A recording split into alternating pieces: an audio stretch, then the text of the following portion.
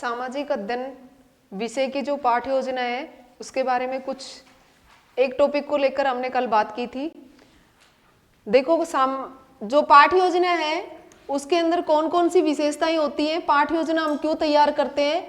सबसे पहले तो इसके बारे में आपको पता होना चाहिए कि पाठ्य योजना हम क्यों तैयार करते हैं, कि पाठ्य योजना तैयार करते समय हम उसकी विशेषताओं के बारे में भी ध्यान रखना चाहिए कि पाठ्य योजना की जो विशेषताएं हैं, एक तो जो विषय या प्रकरण आपने लिया है वो कक्षा के क्या होना चाहिए, अनुकूल होना चाहिए। यानी कि जब कक्षा के अनुकूल होगा तभी तो छात्रों को या छात्र छात्राओं को क्या होगा, समझ में आएगा, अन्यथा आपके विषय के बारे में छात्रों को समझ में नहीं आएगा। दूसरा, पाठ्य योजना हम क्यों तैयार करते हैं, उसकी क्या विशेषता है कि इसके अंदर शिक्षक और छात्र ये दोनों क्या करते हैं, सक्रिय रूप से इसमें भाग लेते हैं। कि शिक्षक पढ़ाएगा और छात्र क्या करेंगे, उसको रुचि के साथ में, इंटरेस्ट के साथ में पढ़ने का प्रयास करते हैं। तो छात्र और शिक्षक और छात्र क्या होंगे, इसमें सक्रिय हो सकेंगे। उसके बाद में आपकी जो पाठ्य योजना है ये मनोवैज्ञानिक तरीके से पूर्ण रूप से सही होनी चाहिए। मनोवैज्ञानिक तरीका क्या होता है कि बच्चों के मन के अकॉर्डिंग, यानी कि उनका जो लेवल है उसी के अकॉर्डिंग आपकी पाठ्य योजना होनी चाहिए। आपको विषय टॉपिक भी ऐसा ही लेना है कि आपका टॉपिक का सरलतम रूप उनके सामने आप प्रस्तुत कर सको। तो तीसरा क्या होगा, ये मनोवैज्ञानिक होना चाहिए। आपकी जो पाठ्य योजना है किस प्रकार से होनी चाहिए, मनोवैज्ञानिक। और पाठ्य योजना तैयार करते समय आज जो नई तकनीक प्रयोग में लाई जा रही है उन्हीं नवीनतम प्रणाली के अनुसार आपकी पाठ्य योजना तैयार होनी चाहिए। तो इसकी चौथी विशेषता क्या हो जाएगी, नवीनतम तरीके से इसको तैयार करना चाहिए। ये सारी बातें आपको पता होनी चाहिए। उसके बाद में पाठ्य योजना की आवश्यकता, वो मैंने कल आपके सामने बात की थी कि पाठ्य योजना की आवश्यकता क्यों है। एक बार फिर इसके बारे में बात कर लेते हैं कि पाठ्य योजना हम क्यों तैयार करते हैं। कोई भी विषय जब आप पढ़ाते हो तो उस विषय को अच्छी तरह से बच्चों को समझाने के लिए हम क्या करते हैं, एक पाठ्य योजना तैयार करते हैं। पाठ्य योजना जब भी टीचर है वो क्लासरूम में जाए तो पूर्ण रूप से योजना के साथ में जाए। ऐसे नहीं कि क्लासरूम में आप उपस्थित हो गए बच्चों के सामने और आपके पास में विषय के बारे में या आपके कॉन्सेप्ट के बारे में कोई जानकारी आपके पास में नहीं है। पाठ्य योजना तैयार कर जब आप जाओगे तो यानी कि हम पहले से योजना बनाकर उस क्लास में उपस्थित हैं जहां पर छात्रों को या छात्राओं को हमें जो विषय की जानकारी देनी है उसके बारे में पहले से हम पूर्ण रूप से उसके बारे में जानकारी रखते हैं। तो पाठ्य योजना देखो, सबसे पहले पाठ्य योजना तैयार करने का जो प्रारूप है वो किस प्रकार से होगा। सबसे पहले यहाँ पे क्या आएगा, छात्राध्यापिका का नाम। छात्राध्यापिका का नाम, जो भी छात्राध्यापिका पाठ्य योजना तैयार कर रही है उसी छात्राध्यापिका का यहाँ पे क्या आ जाएगा, नाम। उसके बाद में छात्राध्यापिका के नाम के बाद में यहाँ पे क्या आएगा, कक्षा। आपने जो विषय आप पढ़ा रहे हो, जो प्रकरण आपने लिया है वो कौन से स्टैंडर्ड का है, यहाँ पे वो कक्षा आपको मेंशन करनी है। उसके बाद में क्या आएगा, यहाँ पे दिनांक, यानी कि पाठ्य योजना जिस दिन आप कक्ष में जो पाठ्य योजना प्रस्तुत कर रहे हो या बच्चों को पढ़ा रहे हो उसी दिन का यहाँ पे दिनांक आपको नोट करना है। जब भी आप इंटर्नशिप पे जाओगे तो रोज डेली आपको एक लेसन प्रेजेंट करना है और उसी दिन की यहाँ पे आपको दिनांक नोट करनी है। उसके बाद में आपका आ जाएगा विषय, यानी कि विषय यहाँ पे क्या आएगा, आपका सामाजिक अध्ययन। सामाजिक अध्ययन आपको यहाँ पे विषय नोट करना है। उसके नीचे आ जाएगा आपका क्या, प्रकरण। तो इस प्रकार से आज हम कौन सा प्रकरण लेंगे, स्वच्छ भारत अभियान। स्वच्छ भारत अभियान यानी कि जो समाज के लिए प्रधानमंत्री मोदी ने जो योजनाएं शुरू की हैं तो उसी का एक रूप है स्वच्छ भारत अभियान। यहां पे लास्ट में यहां पे क्या आएगा, कालांश। आप कौन से पीरियड में यहां पर अपना लेसन प्रस्तुत कर रहे हैं। उसके बाद में नीचे आ जाएगी समय अवधि। समय अवधि 30 से 35 मिनट। ये चीजें आपको समझ में आ गई। ये तो आपको सेम प्रोसेस रहेंगी सभी की। उसके बाद में इसके नीचे आएगी, इस प्रकार से आपको मेंशन करना है। यहाँ पे क्या करेंगे, ये कॉलम बना दी, ये तालिका बना दी। उसके बाद में क्रम संख्या, और यहां पे आएंगे आपके शिक्षण उद्देश्य, और शिक्षण उद्देश्य कितने हैं? 6 शिक्षण उद्देश्य हैं, और उन्हीं के उद्देश्यों के अकॉर्डिंग छात्र या छात्राओं में क्या अपेक्षित व्यवहारगत परिवर्तन होगा वो यहां पे हम नोट करेंगे। तो यहां पे क्या आ जाएगा? अपेक्षित व्यवहारगत परिवर्तन।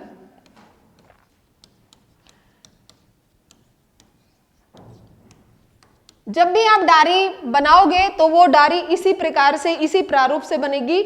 आपको कोई भी जानकारी इससे हटकर बाहर नहीं लिखनी है, क्योंकि जो भी तालिका बनाओ इसी प्रकार से बनानी है, क्योंकि हम जो ये प्रारूप फॉलो कर रहे हैं ये हर्बट की प्रणाली के अकॉर्डिंग फॉलो करते हैं। पाठ्य योजना तैयार कर किसके अकॉर्डिंग करते हैं? हम हर्बट की 5 पदीय प्रणाली के अकॉर्डिंग हम पाठ्य योजना तैयार करते हैं। शिक्षण उद्देश्य में पहला शिक्षण उद्देश्य हमारा ज्ञानात्मक, सॉरी कि यहां पे आएगा पहला पॉइंट और ये आ जाएगा ज्ञानात्मक। ज्ञानात्मक के अंदर आप क्या करोगे कि अपेक्षित व्यवहारगत परिवर्तन, ज्ञानात्मक बच्चा, यहां पे क्या लिखोगे आप अपेक्षित व्यवहारगत परिवर्तन के अंदर कि विद्यार्थी स्वच्छ भारत अभियान, सॉरी मैं प्रकरण को अंडरलाइन करना भूल गई थी, आपको प्रकरण को अंडरलाइन या इन्वर्टेड कोमा दोनों में से एक को करना है। तो यहां पे क्या करेंगे, हम अपने प्रकरण को रखकर अपेक्षित व्यवहारगत परिवर्तन का पॉइंट नोट करेंगे ज्ञानात्मक अकॉर्डिंग। यहां पे विद्यार्थी स्वच्छ भारत अभियान विषय के बारे में प्रत्यास्मरण कर सकेंगे। क्या कर सकेंगे? प्रत्यास्मरण। प्रत्यास्मरण का अर्थ होता है जो पीछे घटी हुई घटना है उसी घटना को दोबारा याद करना। यानी कि स्वच्छ भारत अभियान विषय को लेकर हम बच्चों को सामने आप आज पढ़ा रहे हैं, तो स्वच्छ भारत अभियान के बारे में जब हम बच्चों के सामने बात रखेंगे तो बच्चे क्या करेंगे, उस पहले से थोड़ी बहुत जो जानकारी वो रखते हैं उसी को दोबारा से दोहराने का यहाँ पे प्रयास करेंगे। दूसरा पॉइंट है यहाँ पे ज्ञानात्मक के अंदर हम 2 पॉइंट लिखेंगे अपेक्षित व्यवहारगत परिवर्तन के अंदर। दूसरा पॉइंट होगा विद्यार्थी स्वच्छ भारत अभियान विषय के बारे में प्रत्याभिज्ञान कर सकेंगे, यानी कि उसी के ज्ञान को दोबारा से पुनः क्या करेंगे, पहचान सकेंगे कि मुझे इसके बारे में कितनी जानकारी है। और उसी तरह से इन दोनों का अर्थ एक ही है, लेकिन अगर थोड़ा थोड़ा से ज्ञान, थोड़ा सा अंतर है इसके अंदर, वो उसमें याद कर सकेंगे और इसमें ज्ञान को ग्रहण कर सकेंगे। प्रत्यभिज्ञान यानी कि उस ज्ञान के बारे में कितनी जानकारी रखते हैं वो स्वयं इसके पहचान कर सकेंगे। दूसरा शिक्षण बिंदु है हमारा अवबोध। अवबोध यानी कि जो भी छात्र या छात्राओं ने जो ज्ञान ग्रहण किया है उस ज्ञान की, जो ज्ञान रखते हैं उस ज्ञान के बारे में कितना वो बोध कर पाते हैं कि हमें इसके बारे में कितनी जानकारी है और कितनी जानकारी हमें लेनी है। तो यहाँ पे बोध का मतलब होता है कि ज्ञान, हम किसी भी चीज के बारे में जानकारी रखते हैं, हम ये रियलाइज करेंगे कि हमें कितनी जानकारी है, तो उसके लिए हम क्या करते हैं, दोनों के अंदर तुलना करते हैं। जब कोई भी ज्ञान आता है हमारे अंदर तो उसके बारे में हम जांचने के लिए क्या करते हैं, तुलना करते हैं, या दोनों के अंदर क्या स्पष्ट करते हैं, अंतर। तो यहाँ पे तुलना के द्वारा या अंतर के द्वारा इस प्रकार से हम इसका बोध कर पाएंगे। तो यहाँ पे क्या आ जाएगा, विद्यार्थी स्वच्छ भारत अभियान विषय को समझने के लिए तुलना कर सकेंगे, स्वच्छ भारत अभियान विषय के बारे में अंतर स्पष्ट कर सकेंगे। समझ में आ गया। उसके बाद में तीसरा हमारा कौन सा कौशल है, शिक्षण उद्देश्य कौन सा है, ज्ञानाप्रयोग। ज्ञानाप्रयोग तीसरा शिक्षण उद्देश्य है कि आपने जो छात्र छात्राओं ने विद्यार्थी हमारे स्वच्छ भारत अभियान विषय के बारे में अपने ज्ञान को स्पष्ट कर सकेंगे, या इस ज्ञान को जो उन्होंने स्वच्छ भारत अभियान के बारे में जितनी भी जानकारी, यानी कि हमें अपने आसपास सफाई रखनी चाहिए, उस ज्ञान को अपने जीवन में कहाँ पे उपयोग करेंगे, उसको कितना समझेंगे, दूसरों को समझाने का यहाँ पे प्रयास करेंगे। तो इस प्रकार की जानकारी कौन तीसरे पॉइंट में आएगी, ज्ञानोपयोग में। अब चौथा शिक्षण बिंदु कौन सा है हमारा, शिक्षण उद्देश्य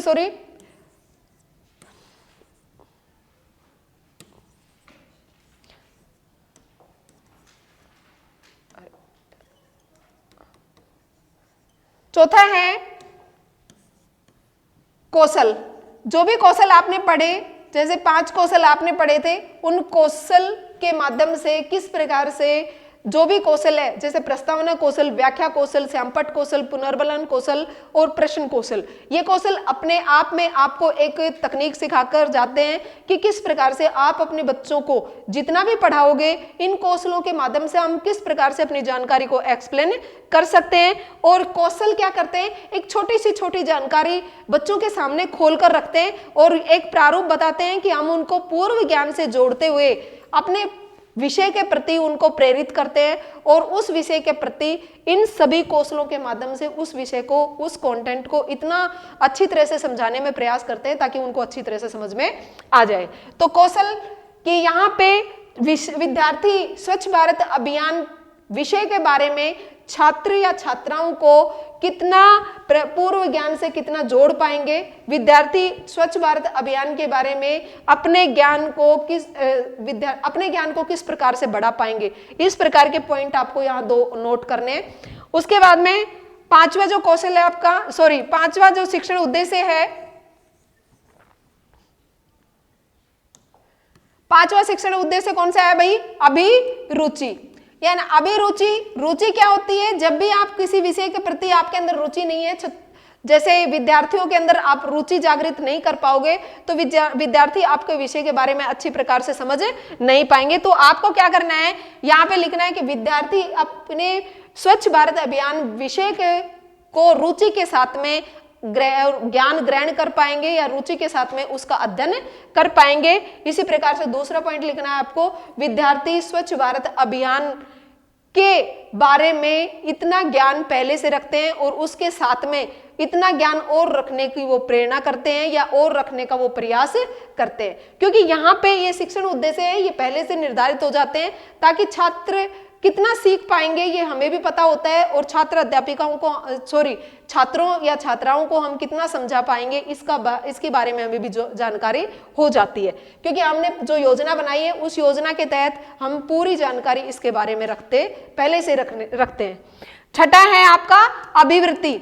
अभिवृत्ति क्या होती है कि सभी क्लास को हम पूरी एक साथ पढ़ाते हैं, लेकिन सभी बच्चों के अंदर अभिवृत्ति या उपलब्धि ग्रहण करने की क्षमता अलग अलग पाई जाती है। तो हमारा जो लेसन है, उसकी योजना जो हमने बनाई है वो सभी क्लास के स्टैंडर्ड को देखते हुए बनाई है। ये नहीं है कि जो एक सृजनात्मक बच्चा है, प्रतिभाशाली बच्चा है, उसी के अकॉर्डिंग हम इसका लेसन का निर्माण करेंगे। हमें नीचे से ऊपर की ओर जाना है, सामान्य से विशिष्ट की ओर जाते हुए अपने उसका पाठ योजना का निर्माण करना है। तो इससे क्या होगा कि जो दल बच्चा है वो भी आपकी पाठ्य योजना को समझने में सक्षम हो पाएगा और रुचि के साथ में इसको पढ़ेगा।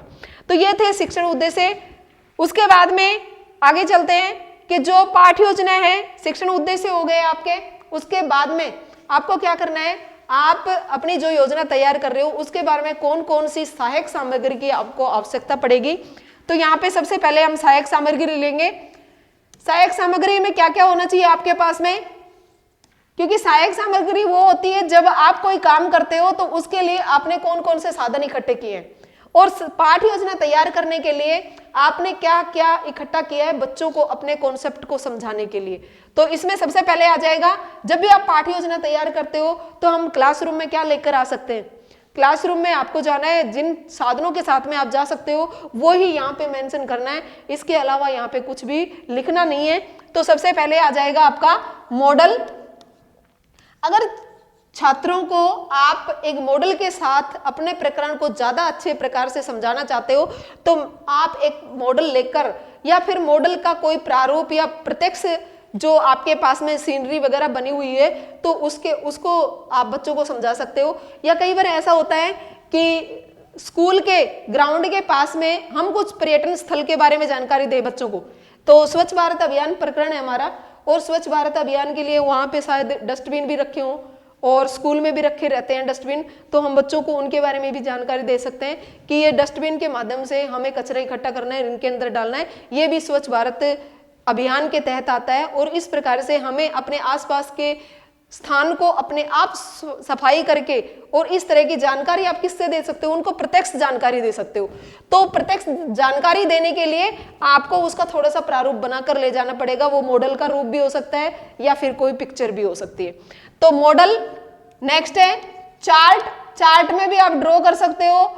उसके बाद में लपेट फलक, लपेट फलक की आवश्यकता इसलिए होती है क्योंकि लपेट फलक के माध्यम से आप क्या करते हो, बोध प्रश्न या मूल्यांकन प्रश्न, सॉरी बोध प्रश्न नहीं, मूल्यांकन प्रश्न यहाँ पे लपेट फलक पर लिख कर ले जाते हो ताकि हमारा समय भी बचे और हम बच्चों से पूरा ये समझ लें कि बच्चों को हमारा समझा हुआ कितना समझ में आया। लपेट फलक, पॉइंटर, इसके अलावा क्या हुई, चौक और डस्टर आदि, ये सहायक सामग्री हो गई। इन सहायक सामग्री के साथ में आप क्लासरूम में उपस्थित होना है आपको और इसके माध्यम से आप अपनी विषय वस्तु को ज्यादा अच्छी तरह से समझा सकते हो। उसके बाद में विधि, आपने अपने विधि कौन सी प्रविधि प्रयोग में लाई, तो यहाँ पे विधि बताओ आपने कौन से प्रकरण को समझाने के लिए आपने कौन कौन सी विधि प्रयोग में ली। तो सामाजिक अध्ययन में ज्यादातर विधियां कौन सी प्रयोग में ली जाती है, व्याख्या विधि, व्याख्यान विधि, ये अलग अलग हैं, व्याख्यान विधि और साथ में प्रश्नोत्तर विधि, क्योंकि हम बोध प्रश्न करते हैं, मूल्यांकन प्रश्न भी करते हैं और बीच बीच में और भी प्रश्न बच्चों को पूर्व जानकारी से कितनी जानकारी है उनको वो रिलेटेड करने के लिए हम प्रश्नों का प्रयोग करते हैं। तो कौन सी विधि हो जाएगी, प्रश्नोत्तर विधि। उसके बाद में आती है सामाजिक अध्ययन में आप अभिनय विधि का प्रयोग भी कर सकते हो,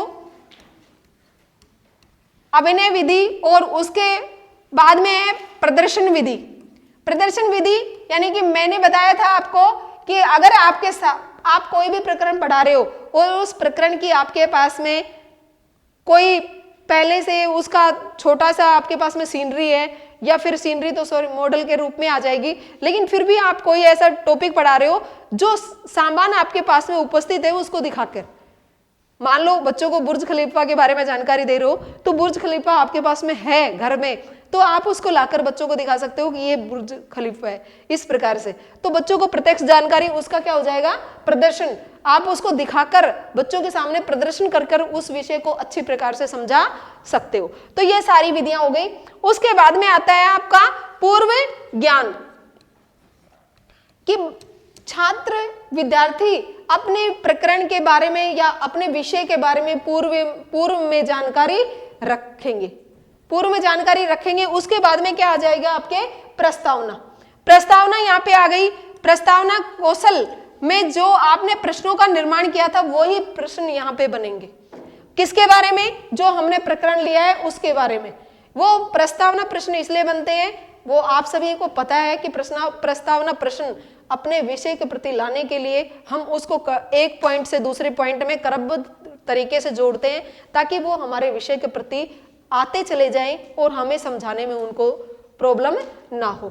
तो इस प्रकार से क्या होता है, प्रस्तावना प्रश्न आ गए। प्रस्तावना प्रश्न के बाद में आपको क्या करना है, ये प्रस्तावना प्रश्न हो गए। प्रस्तावना प्रश्न लिखने के बाद में वही हमारा समस्यात्मक प्रश्न आ गया। उसके बाद में आपका क्या आ गया, उद्देश्य कथन।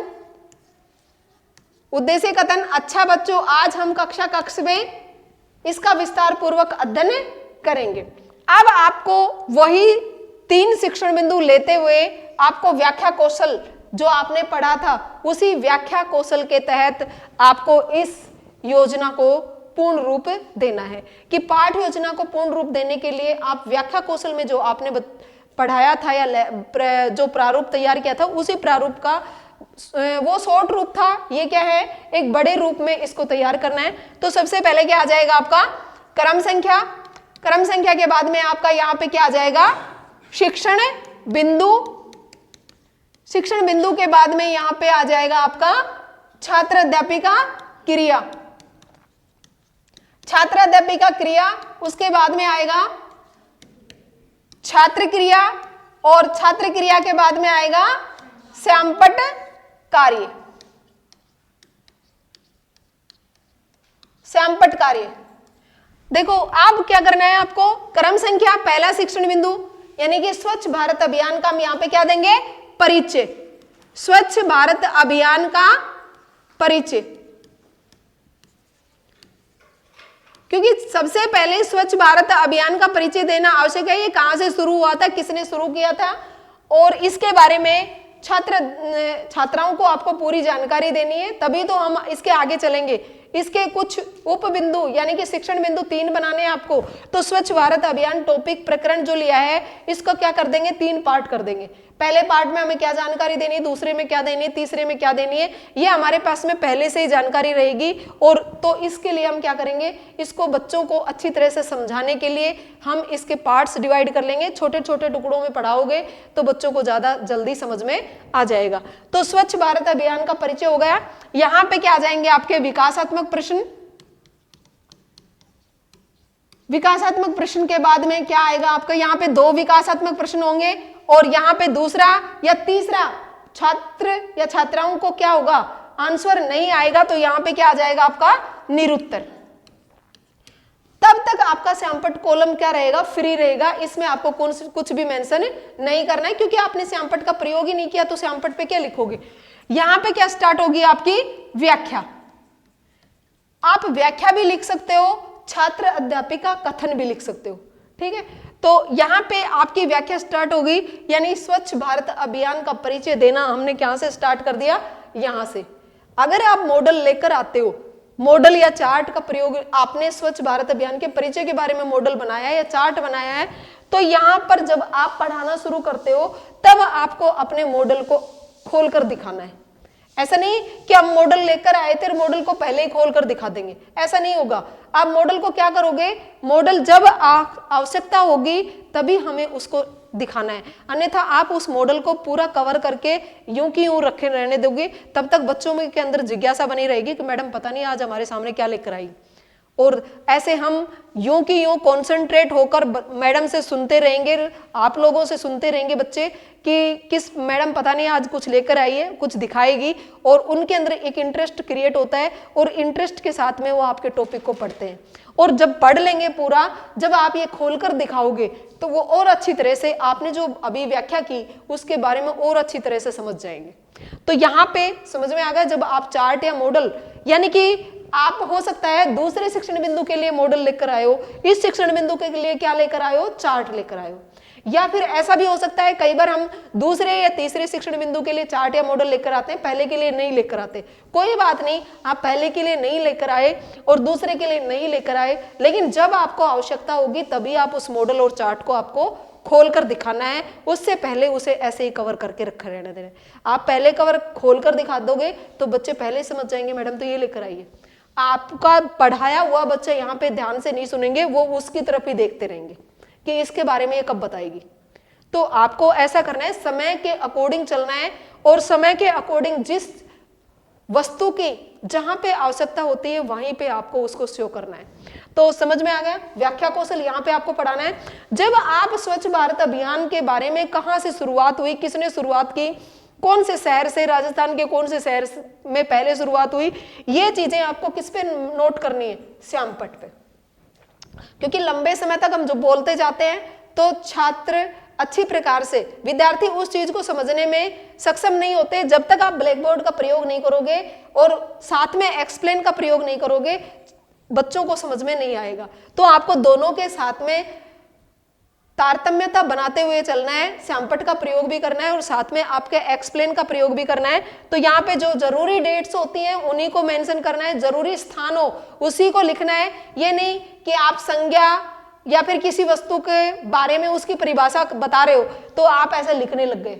ऐसे लिखोगे तो इतनी देर में क्लास का अनुशासन भंग हो जाएगा और बच्चे क्या करते हैं, वो आपके विषय को रुचि के साथ में पढ़ने में सही नहीं रहेंगे। तो आपको जरूरी जहां पर लगे वहीं पर आपको श्यामपट्ट का प्रयोग करना है और साथ में श्यामपट्ट का प्रयोग और एक्सप्लेन का दोनों के अंदर साथ में प्रयोग करोगे तो आप अच्छी प्रकार से उसको एक्सप्लेन कर पाओगे। तो यहाँ पे जब आप एक्सप्लेन कर रहे हो, श्यामपट्ट का प्रयोग कर रहे हो, तो वो श्यामपट्ट का प्रयोग यहाँ पे होगा। आप श्यामपट्ट पे लिख रहे हो तो यहाँ पे डायरी के अंदर आपको क्या करना है, ब्लैक चार्ट पर लिखकर यहाँ पर आपको डायरी के अंदर चिपकाना है कि मैंने यहाँ पे श्यामपट्ट का प्रयोग किया था और इस प्रकार से श्यामपट्ट का प्रयोग हुआ है। अब लास्ट में क्या आ जाएगा, जैसे आपने ये व्याख्या खत्म की और व्याख्या का ये भी देखना कि कुछ बच्चे क्या करते हैं, व्याख्या जब बनाते हो तो आप अपने विषय को पूरी तरह से एक्सप्लेन नहीं कर पाते, छोटी सी व्याख्या बनाकर लाते हो, 1-2 पॉइंट की या 4 लाइन की या 5 लाइन की। आपको ऐसा नहीं करना है। जब आप परिचय दे रहे हो तो परिचय पूरा होना चाहिए, इतना भी नहीं है कि बहुत बड़ी 30 से 35 मिनट में नहीं समटे, और आपको इतनी छोटे भी नहीं बनाने कि आपको 1-2 मिनट ही लगे उसको प्रेजेंट करने में। तो आपको देखना है कि मुझे 30 से 35 मिनट के लेसन के लिए कितनी व्याख्या की आवश्यकता होगी वहां पे, और अपने विषय को समझाने के लिए मुझे कितनी व्याख्या की आवश्यकता होगी, उतना आपको यहाँ पे समझाना है। समझ में आ गया? उसके बाद में क्या आ जाएंगे? बोध प्रश्न। बोध प्रश्न जो आपने यहाँ व्याख्या से पढ़ाई है उसी से रिलेटेड बोध प्रश्न होंगे। ये नहीं कि हम पढ़ा कहीं रहे बोध प्रश्न कहीं के उठा लिए, ऐसा भी नहीं कर रहा है आपको। इसी व्याख्या से रिलेटेड ये बोध प्रश्न होंगे। बोध प्रश्न का आंसर आपको पूछना है, आंसर छात्र क्रिया में आ जाएंगे। अब जब व्याख्या आप प्रेजेंट कर रहे हो तो यहाँ पे आएगा, सभी छात्र ध्यानपूर्वक सुनेंगे, वह महत्वपूर्ण बिंदुओं को अपनी उत्तर पुस्तिका में नोट करेंगे। इतना समझ में आया? उसके बाद में नेक्स्ट जो शिक्षण बिंदु है वो सेम ऐसे ही चलेगा। थर्ड जो शिक्षण बिंदु है वो भी सेम इसी प्रोसेस से चलेगा। अब आपको क्या लास्ट में क्या लिखना है? मूल्यांकन प्रश्न। मूल्यांकन प्रश्न अलग अलग तरह के हों तो बच्चे बताने में भी, विद्यार्थी बताने में भी उनको इजी रहेगा, और आप लोगों को आपको बताना है कि प्रश्नों का कितने स्तर होते हैं वो सारे समझ में आ जाएंगे। तो इस प्रकार से विद्यार्थियों से आपको अलग अलग प्रकार के प्रश्न पूछने हैं। पहला प्रकार है यहाँ पे ए बे से दे वाले, दूसरा प्रकार है रिक्त स्थान, तीसरा प्रकार है मिलान करो, चौथा हो जाएगा सत्य असत्य,